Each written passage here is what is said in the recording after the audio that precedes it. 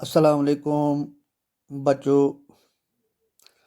Master Ghulam Hassan چھُس 9th 9 جمٲژ ہٕنٛدٮ۪ن بچن ہٕنٛدِس خدمتس منٛز آز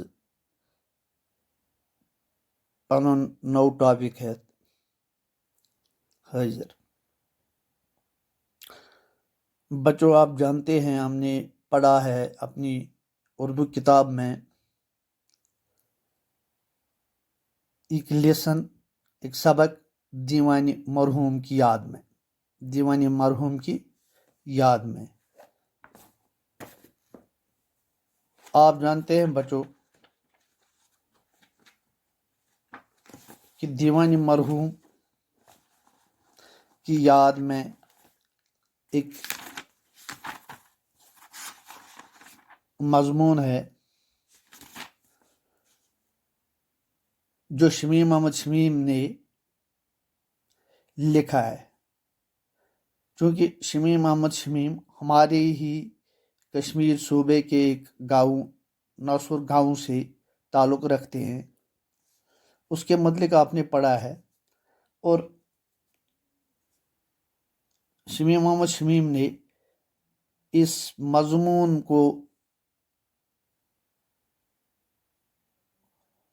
کا خاکہ جو ہے وہ 2 حصوں میں ہمارے سامنے پیش کیا ہے۔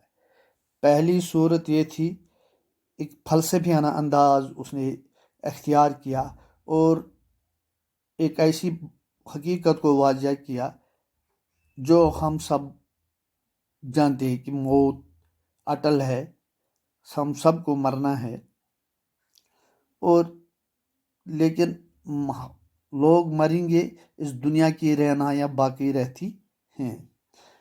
اسی طرح اس نے دوسرے پہلو میں اپنے دوست عبدالقدیر دیوان کی شخصیت کے اہم پہلو کو اجاگر کیا، جو شوپین کے ایک گاؤں چوگام کے رہنے والے تھے۔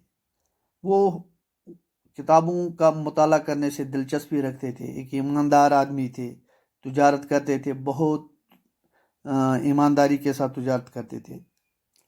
یہ آپ وہ جب کسی محفل میں اگر دینداروں کی محفل ہوتی ہے تو وہ دین کی باتیں کرتے تھے، جب یار دوستوں کی باتیں ہوتی ہیں تو ان میں وہ رندانہ انداز اختیار کرتے ہیں، لیکن رند اور مومن میں کوئی فرق نہیں کرتے تھے۔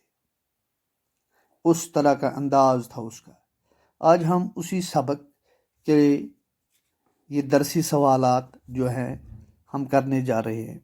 کچھ درسی سوالات جن کا میں نے آج کے اس موضوع کا آج کا موضوع بنایا، ان کے جوابات آپ تک پہنچانے کی کوشش کر رہا ہوں۔ آپ دیکھیے، سنیے اور پھر اپنی نوٹ بکس میں یہ جوابات لکھیے اور ان کو غور سے پڑھیے۔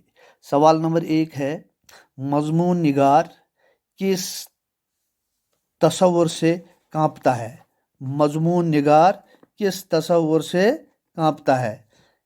اس کا جواب میں نے لکھا ہے، مضمون نگار کو اس بات کا ڈر تھا کہ اس کے مرنے کے بعد اس کے گھر والے، بیوی، بچے سب اس کو اسی طرح بھولیں گے جس طرح اس نے اپنے مرحوم باپ، بھائی اور دوست عبدالقدیر دیوان کو رفتہ رفتہ بھول ڈالا۔ دوسرا سوال ہے بچوں، دیوان صاحب کی شخصیت کے متعلق مختصر نوٹ لکھیں۔ یعنی اب دیوان صاحب کی زندگی شخصیت جو تھی اس کے متعلق تھوڑا سا آپ کو لکھنا ہے۔ عبدالقادر دیوان چوگام شوپیان کے رہنے والے ایک علم دوست شخصیت تھے۔ وہ مطالعہ کا بہت شوق رکھتے تھے۔ ان کا شمار ایسے تاجروں میں ہوتا ہے جو کاروباری زندگی کے گندگی سے پاک و صاف تھے۔ وہ تجارت میں اتنے کھرے تھے کہ انہیں 26 سال کی عمر میں اپنے علاقے کے بزرگ ترین شخصوں میں جگہ ملی۔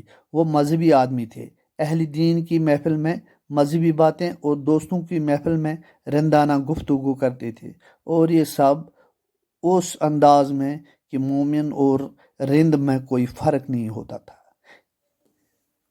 اور تیسرا سوال ہے بچوں، تشبیہ کسے کہتے ہیں؟